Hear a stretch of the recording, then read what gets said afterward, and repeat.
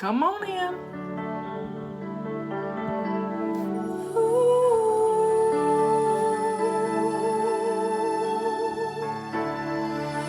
All day I rush around, but I'm still on the ground, on the ground.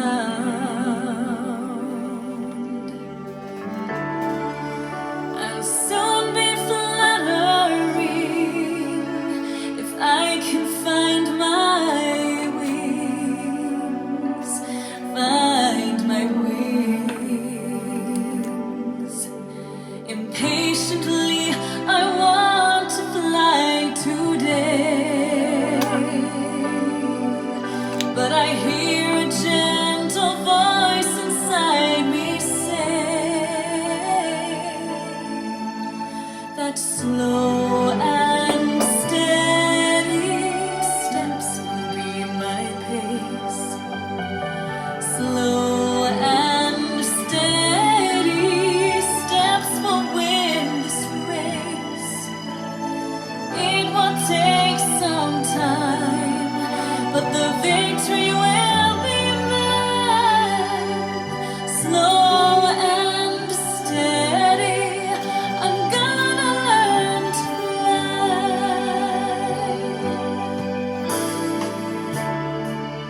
I'm starting to believe I only race with me, only me.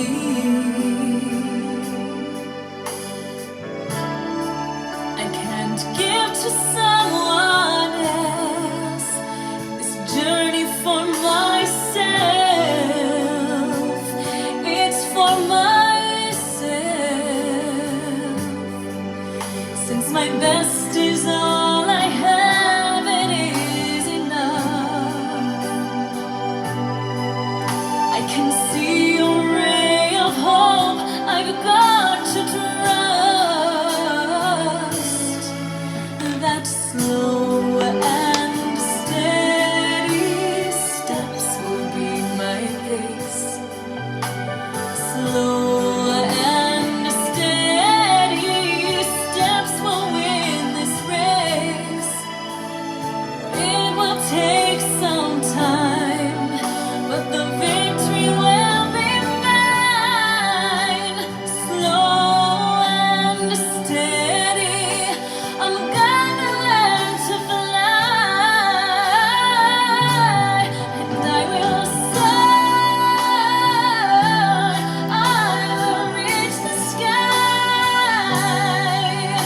a little at a time.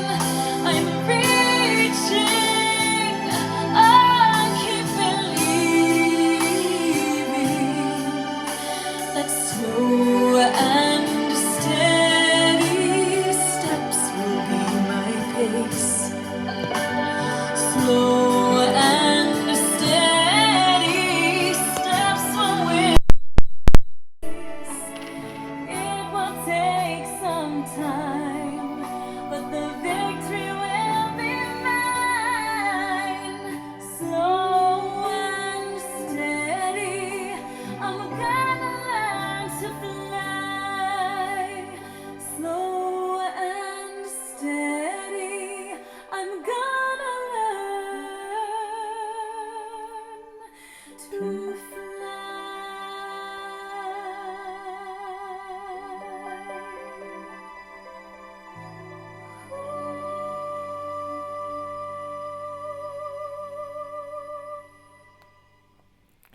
Well, welcome everybody.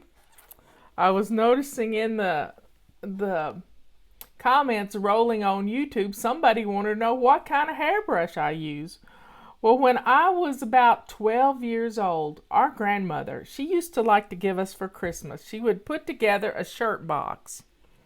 You know, those kinds you buy at the grocery store, or she would get some shoe boxes. It just didn't matter. But during the year, she would buy things for us to go in this shoebox. She would buy socks and panties, and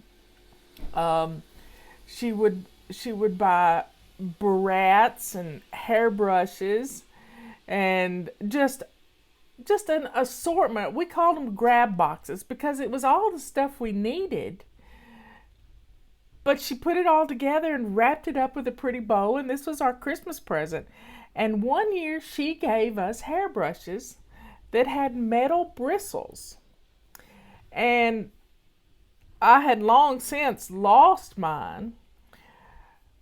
But one day I was looking on Amazon for hairbrushes with metal bristles, and I found one.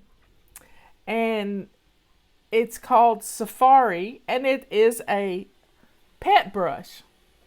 Now, I have one for my dog too. It's a bigger one because she really likes it. She also likes to rub scrubber. But I have used this on my hair, and if you have long hair or your children have long hair and combing their hair is a pain, I'm going to give you a little tip. When you start combing their hair, start at the bottom and work your way up. Don't go at the top and start pulling down. You're going to tighten every little knot there is, and you're going to have lots of tangles. If you have really long hair, comb it in the shower doing the same thing. Same thing. So just start at the bottom and work up, and you will not have as many tangles in the hair. I promise you, it works. I've been doing it for years. So this is a Safari hairbrush. Well, it's a pet brush. And it takes the static electricity out of your hair. And I really love it. I love it. So, it's good to take a break every once in a while. We push ourselves so hard sometimes that we don't think there's enough time.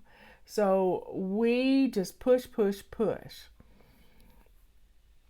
How many of you have said today, I don't have time. I want to see a show of hands or frowny faces or something that says, I don't have time.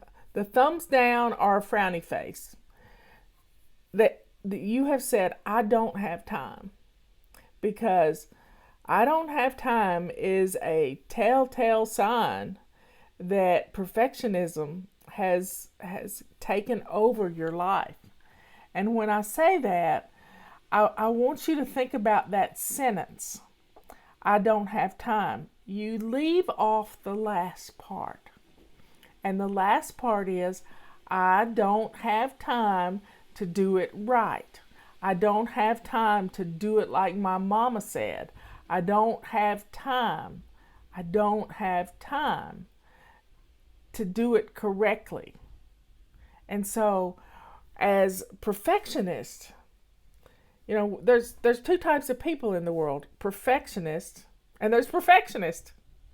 There are born organized perfectionists, and there are sidetracked people who are still perfectionists. And we each come up to the same line. We draw this line in the sand, and we say we don't have time. The perfectionist that's born organized will push. Will just push. And then they're exhausted. And the sidetracked person gets up to that line of perfectionism. They say they don't have time, so they back away.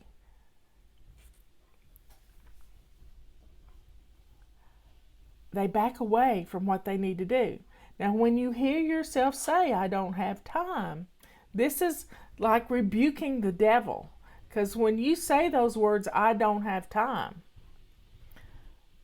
perfectionism is a tool of evil. So, set your timer for 2 minutes and do 2 minutes of what you said you didn't have time to do. And say, evil be gone. In Jesus' name, I'm going to do 2 minutes worth. I'm going to do 2 minutes worth. So, taking a break, many people don't think they can take a break because they don't have time to take a break. But taking a break is really beneficial to your family because you get to relax. Put your feet up. Robert's been working on me a footstool to go with my new desk. And he was wanting to run to the store, and I said, honey, you don't have to run to Lowe's to do that. We can do that later tonight. And so he went back out to the treehouse to take a nap. So, folks, letting go of your perfectionism, you don't have to have everything right away. I did a little 5-minute modification in my studio today. I moved a bar stool that was right in front of me right here that was a catch-all to over here beside me so that I could actually put some things that were useful to me and not clutter up the top of my desk. And I love it. It feels much more open because I had a box of stuff right here. So I put it over here beside me. I can still reach everything I need to reach. But it was a 2-minute movement of a chair that was a catch-all. And my prayer chair is empty and my desk is looking pretty good.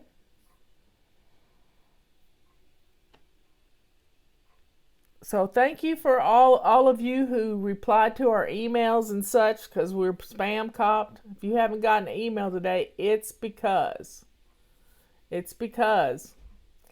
But let's pray for the people in Florida and this storm. I've seen several storms like this come up through Florida. Hurricane Charlie, Hurricane Michael, and just be aware that the storm is there. Be prepared to maybe be without electricity. And here's the deal. If you're without electricity, don't open up your freezer door. Keep it locked and taped shut. Don't open up your freezer door.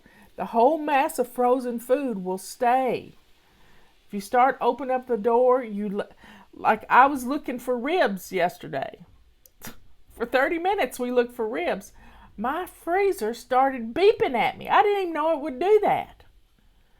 That I had left the door open. Your freezer sits at about 0 degrees. That's 32 degrees. That's minus 32 in Celsius, I think.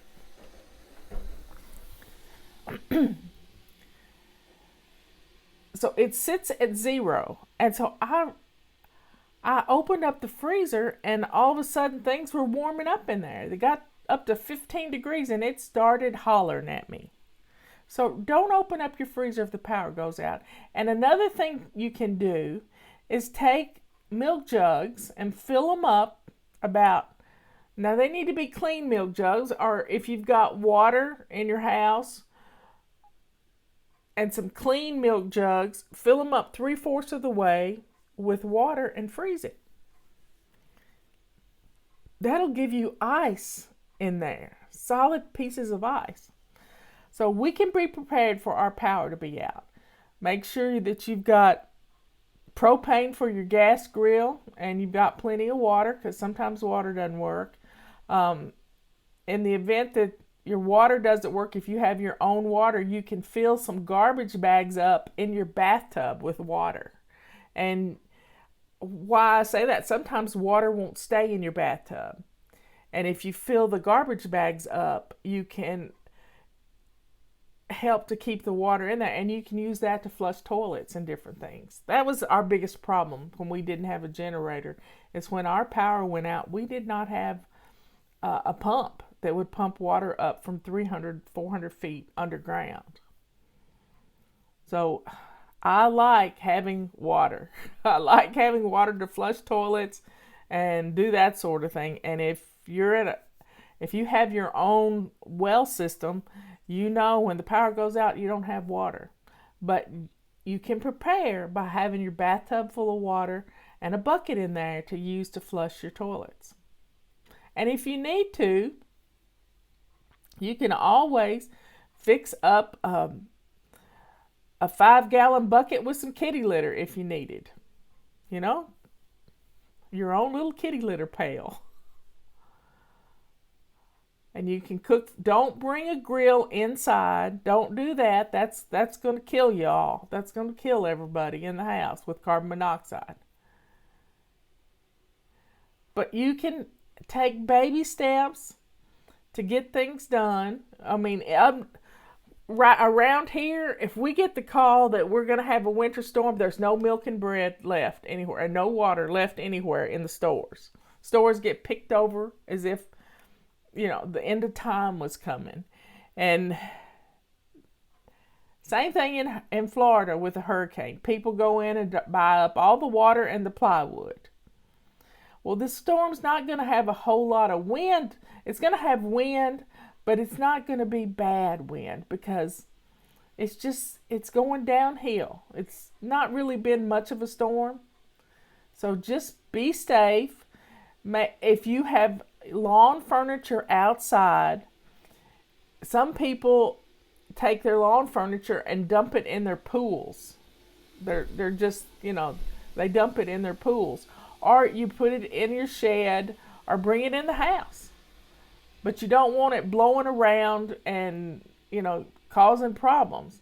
Make sure your pots of plants and things are brought in, and just get rid of those projectiles. We're praying there won't be much wind with this storm, but there could be some trees down. You just never know. You never know. So be safe in Florida. Take care of yourself. And, there's a lot of cooking that can be done. You can look on YouTube for how to make a little candle stove where you could heat up some water and make some coffee. They're called buddy burners, but people use terracotta pots for it. So be prepared. I feel like I'm a Boy Scout sometimes, because when we're getting a storm, I go into cooking mode, get things done. We got plenty of leftovers. We wouldn't starve for a week with all our leftovers.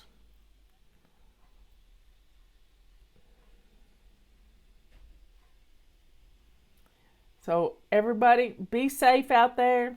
Take some time to look at your provisions and what you would have to do and to feed your family, because have peanut butter and jelly and some bread and you're good to go. You got time to make a loaf of bread if you wanted to.